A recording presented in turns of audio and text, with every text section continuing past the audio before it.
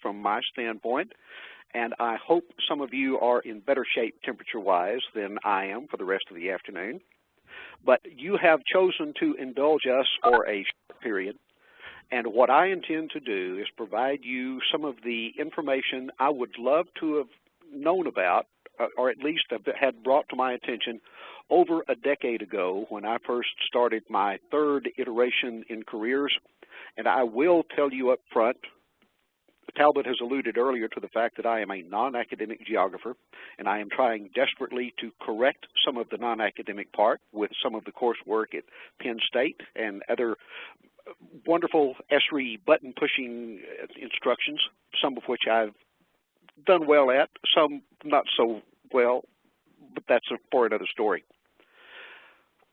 I have had the opportunity to work with the City of Midland for over 6 years as the GIS division manager. I inherited an incredibly high-end enterprise put together by Todd Smith, the GISP that many of you may know or by reputation. And over the 6 years that I have been with the city, I have endeavored to raise the caliber and the scope of that operation. In doing so, I have encountered something I did not anticipate encountering in the municipal world. The dreaded head of politics reared itself up, unknowingly to me to begin with, so I will share some of what I have learned under the saddle of, or located in a mid-management location for a number of years.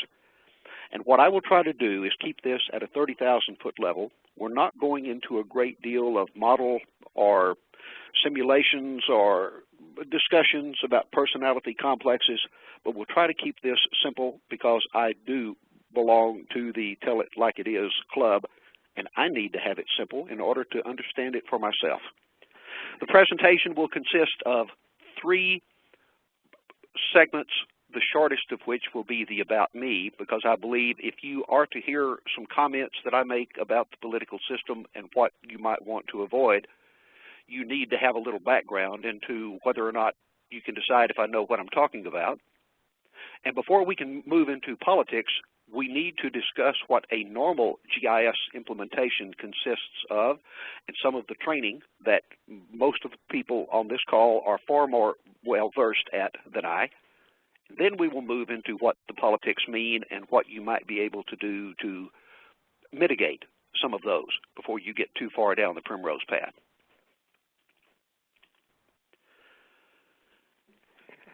I am a ranching kid from West Texas with a chemistry background. As so many of our current GIS practitioners and professionals are, I moved into this area from a different technology.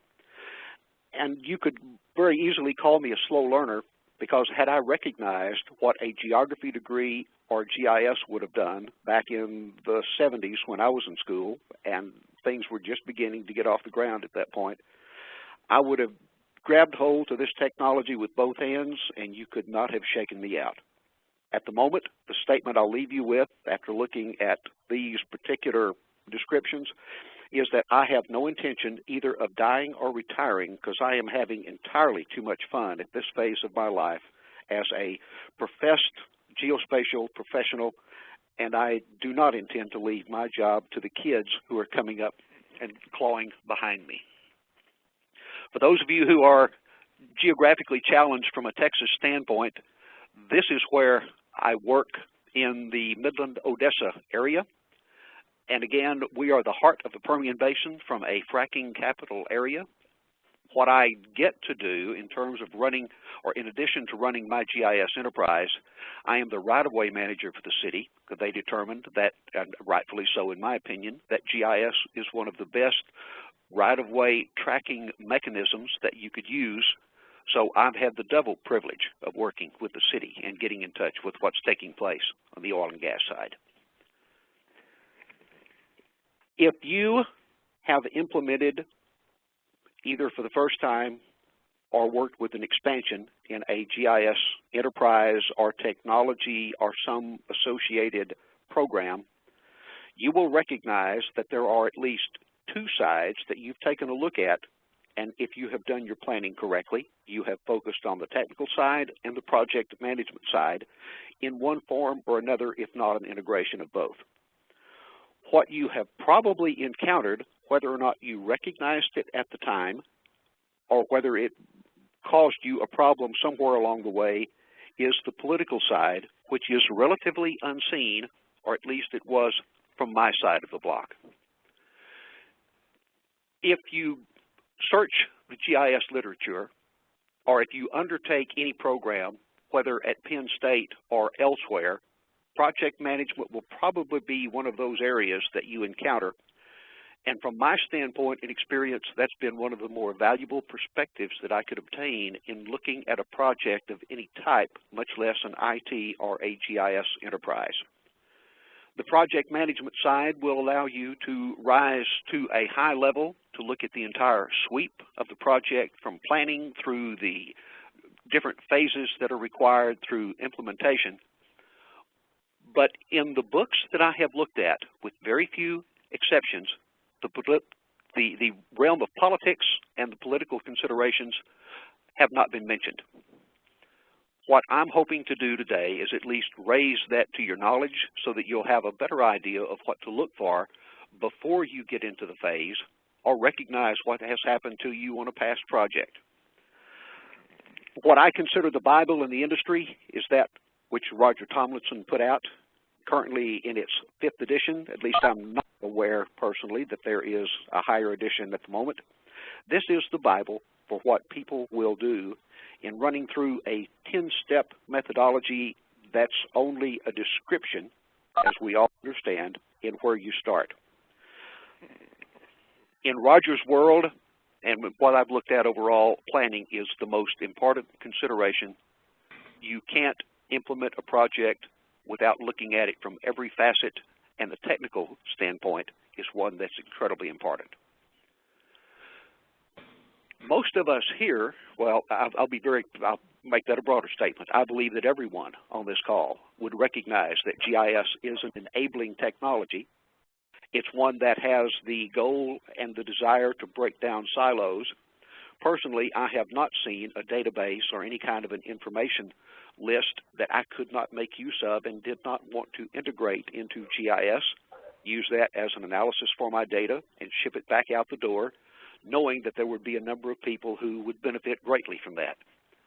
Unfortunately, I found very quickly that not everyone feels that way, and the political realm is one of the reasons that they do not. What I've also found is that the football rivalries that you and I grew up with in high school, that we perpetuate on the college level and have taken to the pro level, are nothing compared to some of the inter-office or interdepartmental rivalries that you will find in a government organization. And I've spent some time in the private world as well, so that I know that these things do exist. One of the most fortunate things that happened to me is that my first mentor when I got out of school was an old Navy man who understood politics like no one that I have met before or since, and he at least gave me a foundation even before I got blindsided by what took place on the GIS side, because that out of school happened a long time ago. The Bible in the industry, or one that I've come across, is Kathy Schwalbe's Information Technology Project Management book. Some of the comments that I'll make from this presentation are out of the 6th edition, but there is a 7th edition currently. I was introduced to this as part of the core project management implementation at Penn State, and it's one of the more valuable courses and perspectives that I have had. She does not deal specifically with these 3 areas, but I would say that her book covers the technical side, the project management side, and if you know what you're looking for, the political side of an implementation of an IT project is present as well. Her assessment of why projects succeed are very similar to those that you would find listed in Roger Tomlinson's world. Although there is not a one-to-one comparison, both descriptions can easily fit into a standard orthodoxy.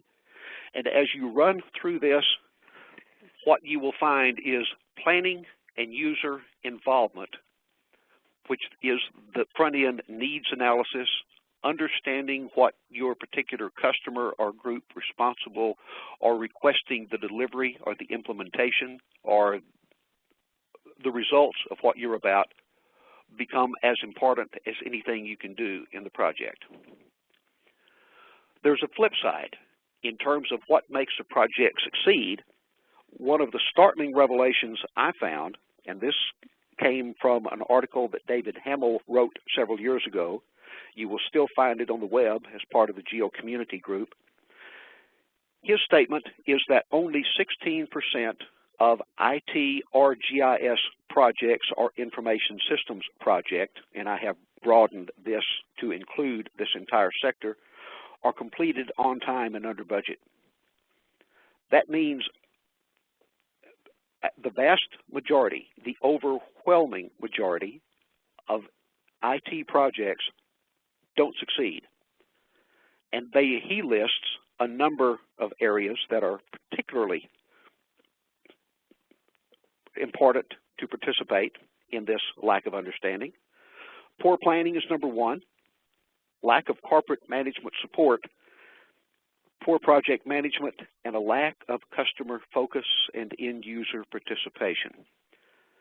In corporate management support, that's an area that I would urge you to center on, whether the corporate management comes from the private sector, whether it's the upper or mid-level government groups. Management support or lack of it is a major problem.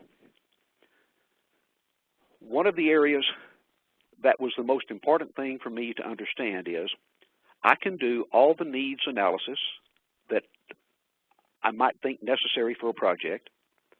I and my group can spend all the time that we might believe, even to overspending time, with our particular customers, with those that you're enlisting a needs analysis from, trying to figure out whether the project will go or not. It's very easy for someone to look you in the face and tell you, yes, I want this, yes, I support the project. I've come to find out that not everyone means everything they say. Gasp, shock. What I did not recognize is that a statement of face value is not an indication of the level of support necessary to make a project or an implementation in this realm as important and as enabling as it is. It doesn't carry the weight that it needs to. And this is where my eyes were opened so that I started to look behind the scenes to find out why some of the things that I was told on the front end didn't happen on the back end of the project. Politics is what reared its head. A very quick aside before we move forward in this conversation to give you a personal example of one of the things that is still ongoing with the City of Midland. 6 years ago when I came on board, after running through the enterprise as it existed, looking at the number of departments that were being served and how they were being served, it became very clear to me that our solid waste department, in looking at our garbage routes, was one of the groups most in need of higher end support from our standpoint. This group has historically, because they are located separate from City Hall, been on the lowest receiving end of network internet connectivities. They've had the lowest rate of computer upgrade maintenance and the lowest technical capability among supervisors or day-to-day operators that exist in the city. They have been incredibly successful in putting together garbage routes and pickups to match a city of 110,000 people, what we've historically been in the past, with 72 square miles of area. They did this by routinely using cut and paste methods with maps that we would provide in a printed fashion from GIS. They did not have the capability, either remotely or locally, to use any of what we consider the normal GIS operations overall. Neither could they relay enough information to us to allow us to do that higher-end functioning on their behalf. They succeeded because they have a dedicated group of drivers who ran the routes from a seat-of-the-pants operation, but they could have benefited greatly over the last several years by having some high-end routing software that could be based within or upon a good GIS system to integrate the two and come up with a gold standard for routing. The Solid Waste Manager and the GIS group started the implementation, went through a needs analysis, and did everything according to the plan. We did it correctly. Very quickly, we determined that in the first year of operations, with a minimal upgrade in improvement, estimating somewhere between 10 or 12%, they could immediately save over $100,000 in fuel costs alone from the trucks, not to mention the productivity savings that would come from a better utilization of the equipment, a better utilization of the driver's time, giving them more freedom and capability to run the route in a more efficient fashion. So it seemed to be a cut and dried system for doing the proper evaluation, coming up with all the metrics that showed that this was a project that could pay for itself in a one-year payback and start delivering a continued savings on top of that for the next few years. In short, from any manager's perspective, this was a no-brainer. After 6 years, we still have not implemented the project. The problem, as it turns out, was that a number of the higher-end managers didn't care about the actual implementation. They were completely satisfied with the results that had been obtained. The citizens weren't complaining beyond the normal minimal amount that you would find from any city overall. And the solid waste department was their own worst enemy in that they were taking antiquated equipment and a very low-end production system, and they have done an outstanding job so that there were no real confrontations, no problems that the upper management was aware of, and their willingness to look beyond this at a complete change in the system that promised them something. The politics and the fear on their side kept them from moving in this entire operation overall. We'll return to that in a moment. Let's continue. In the world of GIS, I have found one exception to the hidden political world in terms of its understanding and involvement in GIS implementations. The bright and shining exception have been Nancy Obermeyer and Jeffrey Pinto's most recently updated version in 2007, the second editions of Managing Geographic Information Systems. They are the first that I found, and to date the only one in looking through the literature, that give rise or they give description to the politics in a full chapter, Chapter 7, Organizational Political Behavior.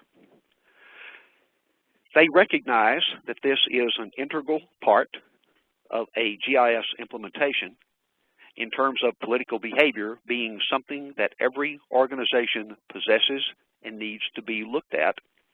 And I very much wish that I had seen this book or reference many years ago when I got started. They define organizational politics as any process by which individuals and groups seek, acquire, and maintain power. And that P word is the most important and the fundamental that you might want to take away from our presentation this afternoon.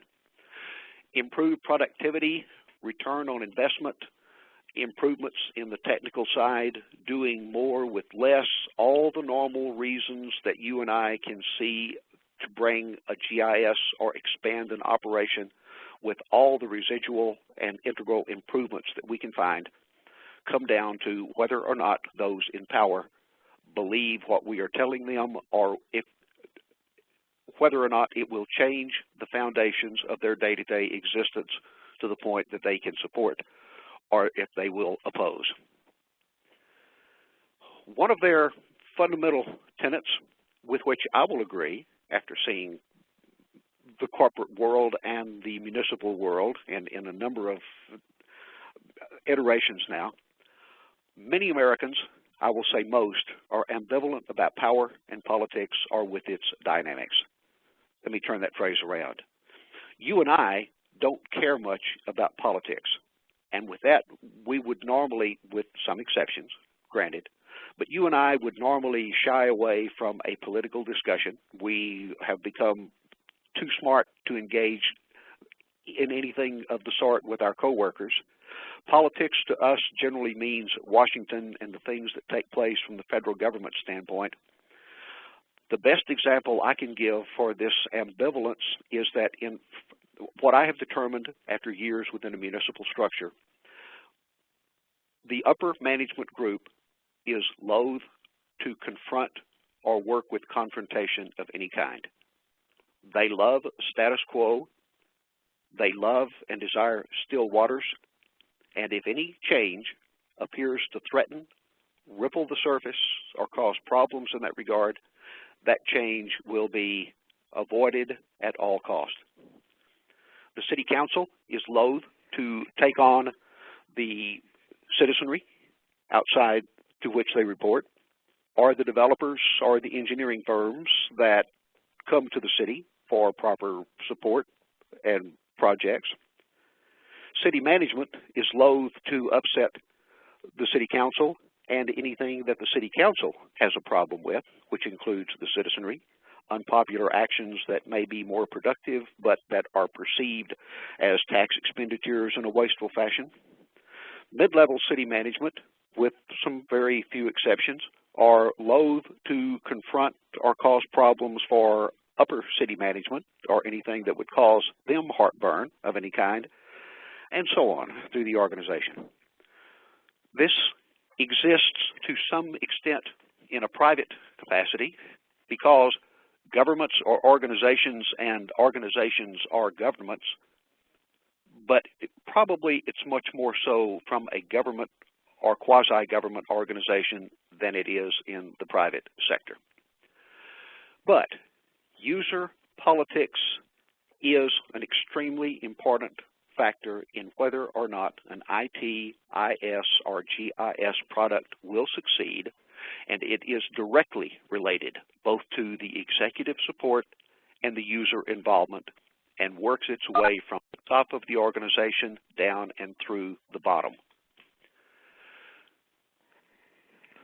One way I hope that you will see from this is the more closely you recognize that the political factor exists, and it will in every project and organization, whoever you are, to one level or another, the better the chance you have to mitigate this and ensure a greater success for that project.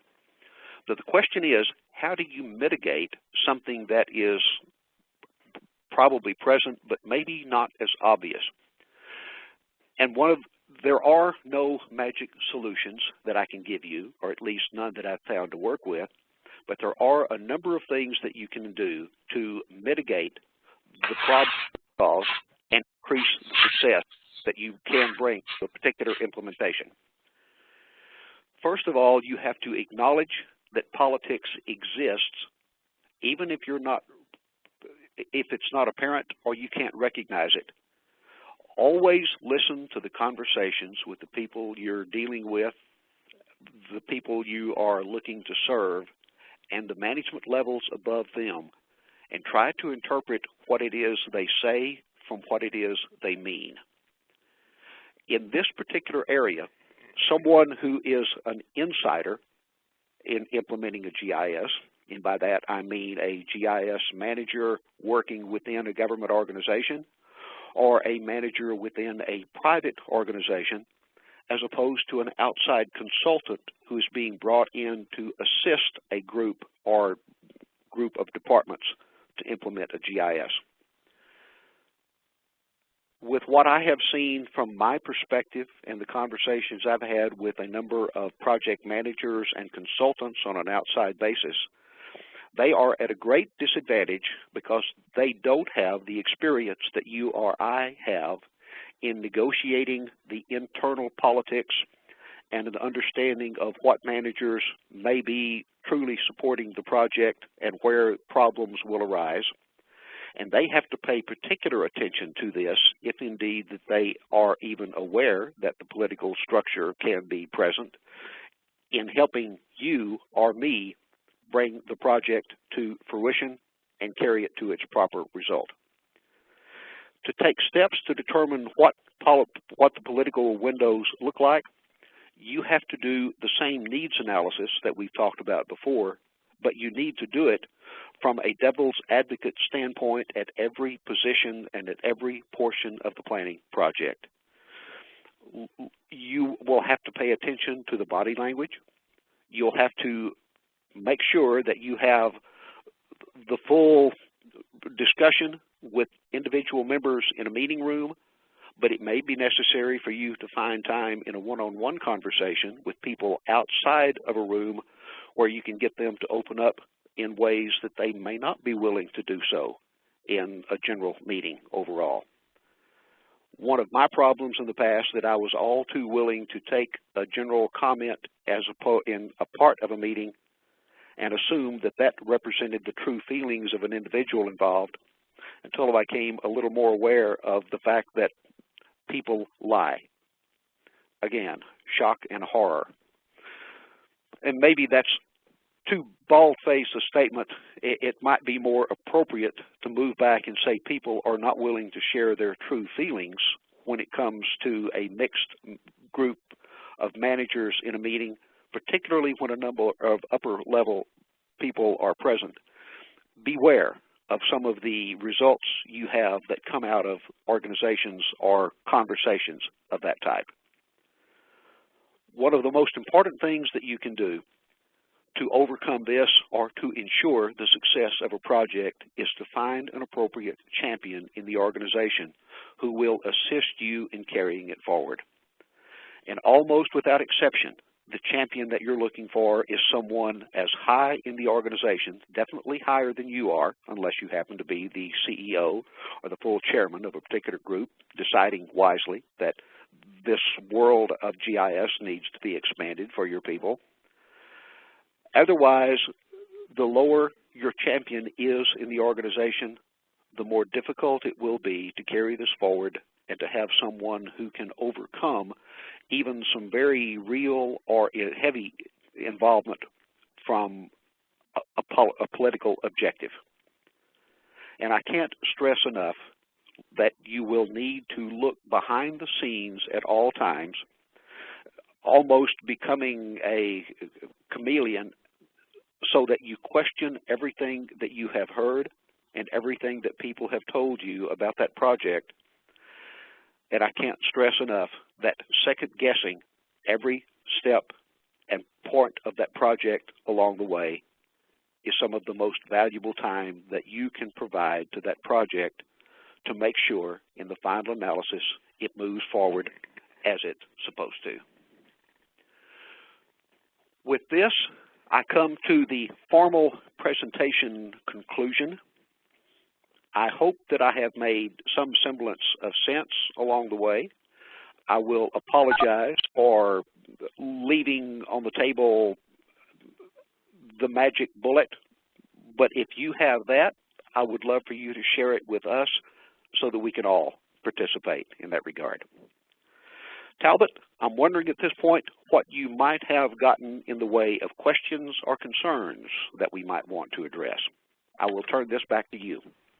Bill, we had some folks looking for the references for the books, and we'll pop them out, and what I think we'll do is include them as supplemental information on the website above the article or above the link to the recording so folks can find that easily. That'll be outstanding. From Chris, Markle asks, I'm in the early stages of conducting a GIS strategic plan for a large organization with multiple user departments and 2 GIS centers, IT and operations.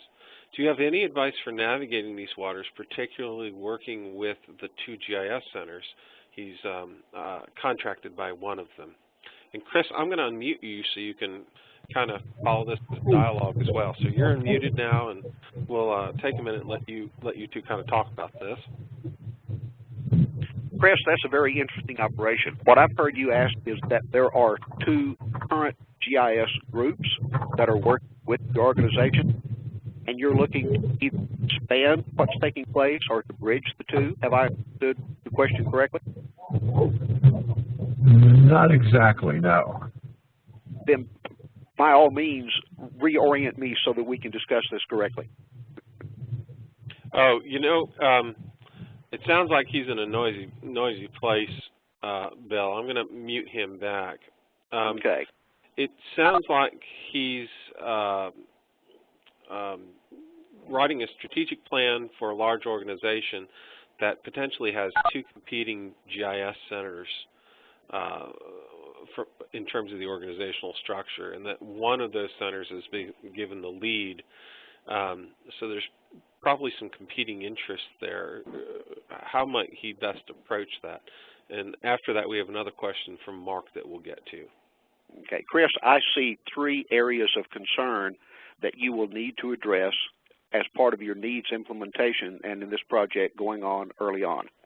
The three competing areas that I see are the two existing GIS groups.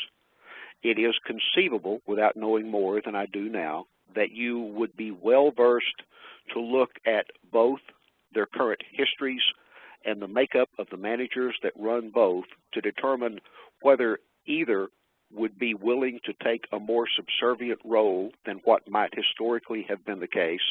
And that's an area that you need to broach very carefully when you come up with your final recommendations. It shouldn't be simply a straight evaluation based upon the merits of the operation without taking that background, history, and the possibility of subservience into play. The other area that I would advise you and urge you to look at very carefully is the possibility of any IT conflict along the way. In my personal experience, and that with many people with whom I have visited in and out of every organization and industry, the thing that can make or break a project is the relationship you have with the IT group. If they get it, and if they understand that they are a service organization and they will need to provide the GIS group some controls that they would not normally give to any other department or function because they traditionally in the IT world keep control and security as the two primary objectives, if that group gets it in terms of what you need, that will be the finest thing that could happen to you. If they do not get it, and if they intend to keep control of that operation, it can very well break the back of what you decide to do, regardless of how well you have done your study or implementation, or regardless of what the rewards might be in that category. That is probably my biggest concern. It's mine personally on a day-to-day basis, and it would be my biggest concern as a part of any other organization. But you can't approach them as the enemy. You have to approach them from the standpoint of cooperating, recognizing that they could be a very large enemy and may very well be the bane of your operation. Next one, Talbot. Yeah, so the next question is from Mark, and he asks, in a municipal organization, where are your champions generally found? Council members, executive staff, etc. Who have you personally found to groom as a champion? And Mark, I'll take you off of mute here as well. I'm laughing on this one. This has been one of the strongest lessons I learned when I came through. The first thing I had to recognize is that in any of my conversations with GIS up the management scale, my management group is as technical as my dog, and I apologize to my dog for the comparison. I could not build any kind of a case telling them how wonderful the database would do, how much the analysis would be. GIS, to most of the management in a city organization, and it's probably true in most other organizations as well, is a black box entity. They think of how difficult it is to tell your folks or your friends what we do and how much we have to describe in layman's terms with the Google Earth to get this across. It's that much more difficult from a management standpoint. There are two things that I have done to enhance the success and the expansion of GIS in a municipal environment. Number one, when someone comes to us, regardless of who they are or the question they ask, it starts inevitably, can you, and I stop them, yes, we're GIS, we can do anything. What do you need help with? We're here for you. And they are rather overwhelmed because first they think I'm kidding until they find out that that is exactly the attitude that I and my group have. If we can't take the data that we possess and manipulate and come up with some incredible reports and analysis behind the scenes, and can't make that available to the rest of our world, whether inside or outside the city structure, in a usable fashion without training, we have failed. What I have tried to do, the mantra, the quick takeaway, and then we'll move to the next one. We are professionals, so people who use our data don't have to be. And if they have to have any training to accomplish this, then we have not given them the tools they need from a user-friendly perspective to make the transition. Well, go ahead. If I can, there's a subtlety here. This is Talbot, and I agree wholeheartedly with you. There is a customer service type of attitude that you're saying has to be assumed that makes folks feel welcome, and in doing that, it makes it a lot easier for a champion at that executive level, the council level member, to adopt you, so to speak. That you are exactly correct, and that is so better phrased than how I was looking at it, but that at the end of the day is what takes place. I make sure that the people who want this data know that it came from me, and the city council knows that the citizenry has been served by their group, because I make it a point for them to let the city council know. If they're pleased, tell all their friends. If they don't, they never heard of me. That's the only attitude you can have. Right. So go ahead, Mark. Does that help? Yeah, it does, Bill, because I've had much of the same experience. People kind of view GIS as a black box, but in a municipal environment, who have you had success, or does it vary? Like sometimes you might find a very technically oriented elected council person, or perhaps somebody a younger assistant on the staff of the mayor, so on like that. I was just wondering where have you had the largest amount of success in reaching out and grooming? It's an excellent question. The greatest success I've had is catering to the non-technical managers who don't truly understand what it is we do or what we can do. But in the number of meetings from time to time, people will get a question, and some of the information that probably should be provided, or the answers that should be provided for another department, if they have difficulty coming up with that, I will, and in no case do I try to embarrass any of the departments that can't answer the question, but behind the scenes, in some other capacity, I will approach that manager one-on-one and suggest to them that, well, if this is what you're looking for, why don't you let our group assist?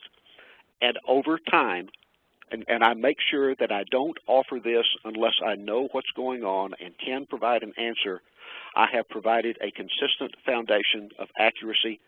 People now come to us as the go-to level in the organization for almost any question that exists, and even if we can't answer it, we know the departments to go to come back to. So that's that non-technical group, helping them to solve their day-to-day problems. But in doing so, that means you have to live in their world, and it's that same customer service attitude that Talbot spoke of. You have to care, and they have to know that you care. You can't fake operations of this sort. That make sense? Yeah, very much. Thank you. Okay. That I don't have any more questions in the chat window. If you want to fire one off quick, please do. Again, we encourage you very strongly, please do visit gita.org and join us as a member if you're not. We will have this webinar posted under the education section of the webinar over the course of the next day or two, and very much want to take a moment to thank Bill for sharing his pearls of wisdom on this topic. It is a difficult one to to navigate and one with which there are no certainties. So thank you, Bill, for your presentation. And it's my pleasure. Thanks to everybody for participating. It's membership and participation like what you provide here that helps make GITA a success. You also have noted, lastly, as I opened up the chat session, I posted a link to our Oil and Gas Pipeline GIS conference. It is now accepting abstracts, and we'd welcome you to visit the GITA website or go directly to that link and submit a presentation for that meeting this coming October in Houston. So again, thank you, everybody. We appreciate your time and effort, and with that, we'll end the meeting. Have an excellent week.